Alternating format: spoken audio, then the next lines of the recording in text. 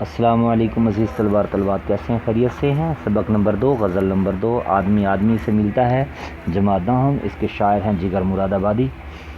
تو غزل نمبر 2 ہے۔ غزل میں بندش و الفاظ ہی نہیں کافی، جگر کا خون چاہیے اثر کے لیے۔ تو یہ آدمی آدمی سے ملتا ہے دل، مگر کم کسی سے ملتا ہے۔ تو یہ اس کی تشریح ہے، میں نے لکھ دی ہے۔ الفاظ مشکل، شاعر کے حالات زندگی، تصانیف اس کی اور وفات۔ تو فاصلے ایسے بھی ہوں گے کبھی سوچا نہ تھا سامنے میرے پر وہ میرا نہ تھا۔ تو اسی طرح شعر نمبر 2 دیکھتے ہیں۔ بھول جاتا ہوں میں ستم اس کے، وہ کچھ اس سادگی سے ملتا ہے۔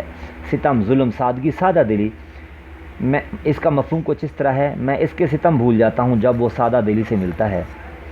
اس شعر میں شاعر اپنے محبوب کا ذکر کرتے ہوئے کہتا ہے کہ میرا محبوب مجھ سے بہت ظلم ستم کرتا ہے۔ محبوب کی طرف سے سب سے بڑا ستم اس کا نہ ملنا ہے۔ شاعر کہتا ہے کہ میں تنہائی میں بار بار ذہن میں یہ خیال لاتا ہوں کہ جب میری ملاقات اپنے محبوب سے ہوگی تو میں سب سے پہلے اس کی بے رخی کا گلہ کروں گا، اس کے بعد اس کی جدائی میں گزارے ہوئے پل اور اس کے گوش گزار کروں گا۔ اس کی جدائی میں میرا جو حال ہوا ہے اس کے بارے میں بتاؤں گا۔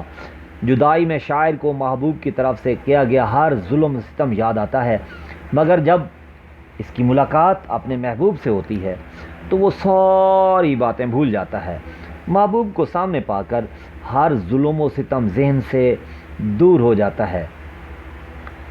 بقول شاعر 100 باتیں کہنے کی ہیں مگر ان کے روبرو ایک چپ نیچی نظر، گویا ہیں شرمائے ہوئے۔ اور ساغر صدیقی صاحب کہتے ہیں، ہائے آداب محبت کے تقاضے ساغر، ہائے آداب محبت کے تقاضے ساغر، لب ہلے اور شکایت نے دم توڑ دیا۔ تو ایک اور شعر دیکھتے ہیں۔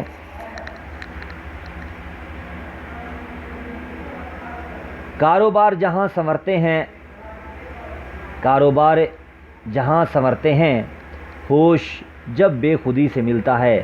کاروبار دنیا کے کام، سنورنا، سجنا، مناسب ہونا، ٹھیک ہونا، بے خودی اپنے آپ میں نہ رہنا، یعنی کہ جذبہ عمل پیدا ہونا۔ دنیا کے کام اس وقت سنورتے ہیں جب انسان میں کام کرنے کا جذبہ پیدا ہوتا ہے۔ انسان دنیا میں آ کر مختلف قسم کے کام سر انجام دیتا ہے۔ کچھ کام تو پایہ تکمیل تک پہنچ جاتے ہیں اور کچھ کام ادھورے رہ جاتے ہیں۔ جو کام مکمل نہیں ہوتے ان کے پیچھے جذبے کا فقدان ہوتا ہے، کمی ہوتی ہے۔ اگرچہ انسان ہوش و حواس سے کام لے کر ہی کسی کام کی منصوبہ بندی کرتا ہے، مگر جب تک انسان میں جذبہ عمل نہ ہو، جذبہ عمل نہ ہو، کام پایہ تکمیل تک نہیں پہنچ سکتا۔ دنیا کے کاموں میں کامیابی حاصل کرنے کے لیے جوش و خروش کے ساتھ ساتھ جذبہ عمل بے حد ضروری ہے۔ تو جنہیں جستجو، کسی شاعر نے کہا ہے،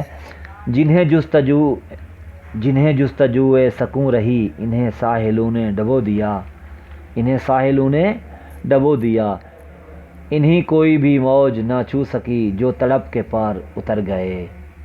تو انسانی زندگی کا دار و مدار ہی جذبہ عمل پر ہے۔ جو لوگ بیٹھ کر منصوبہ بندی کرتے ہیں لیکن عملی طور پر صفر ہوتے ہیں، وہ زندگی کے کسی میدان میں بھی کامیاب نہیں ہو سکتے۔ تو آخری شعر دیکھتے ہیں۔